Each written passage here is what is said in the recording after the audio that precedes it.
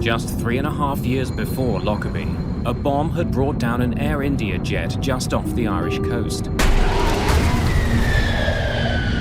In that case, the plane and vital clues sunk deep to the bottom of the sea. But the wreckage of the Pan Am flight litters the Scottish lowlands. With so much wreckage being found, investigators need to get a bird's eye view and locate the largest fields of debris. They're shocked by what they find.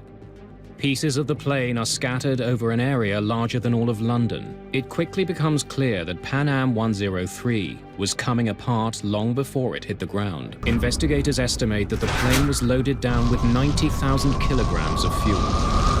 To find the cause of the crash, however, investigators will have to look elsewhere. They need to examine wreckage found south of Lockerbie. These pieces would have come off at the beginning of the disaster. Just 3 days after the crash of the plane, the investigation gets an enormous break. Small marks have been made on the metal, craters that are the telltale signs of a bomb. It's the first piece of wreckage from outside the town of Lockerbie to show any signs of being damaged by fire. Investigators converge on a farmer's field outside of the town. Another piece of the baggage compartment rail has been found. This piece also has pits and craters in it, indications that it was close to an explosion. A British forensics lab has made the critical link. Traces of 2 chemicals used to make plastic explosive are found on the debris recovered near Lockerbie.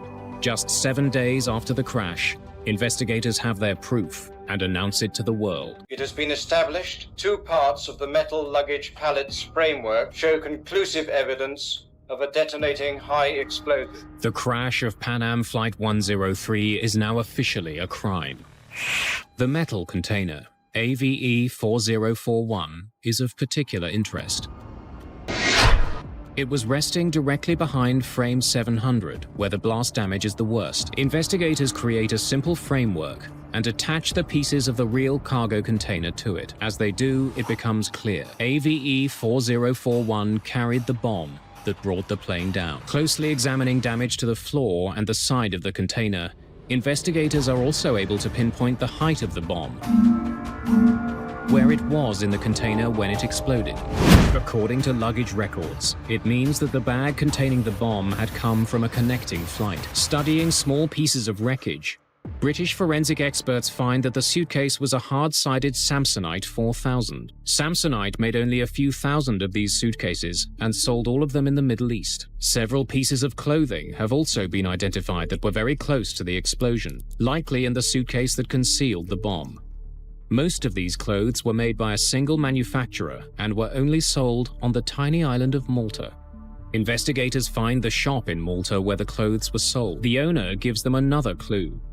Poring through baggage records for the Pan Am flight, police discover 1 piece of luggage that had been carried from Malta to Frankfurt earlier that day. Bag number B8849 had then been sent through to Britain's Heathrow Airport. Once there, it was placed on the 2nd level of cargo container AVE 4041. It was the Samsonite case investigators now know carried the bomb. The investigation eventually moves from Scotland to Farnborough, England. Well known for its aeronautics industry, the town is home to the AAIB. Several months after the crash of Pan Am Flight 103, investigators launch a massive endeavor. They begin to rebuild a 20-meter section of the fuselage from the ruined jet. They hope that it would give them information their 2-dimensional reconstruction couldn't. They can see that the explosion tore a 1.5 by 5 meter hole in the side of the plane. The bomb that brought the plane down had less than half a kilogram of explosive. Investigators want to learn more about how shockwaves behave inside a jet. They discover is that the initial blast wave wasn't the only one to damage the plane. A large section of the ceiling of the aircraft has been pushed up with so much force that the rivets connecting it to the plane's frame popped. It wasn't torn apart, but blasted by a shockwave. The inside of a jet acts like an echo chamber, bouncing the shockwaves of the bomb around. They gather strength until they encounter a weak spot in the skin. When they do, they blast through. The work in Farnborough is powerful proof of how destructive even a small bomb can be, and how vital it is to track the bombers down.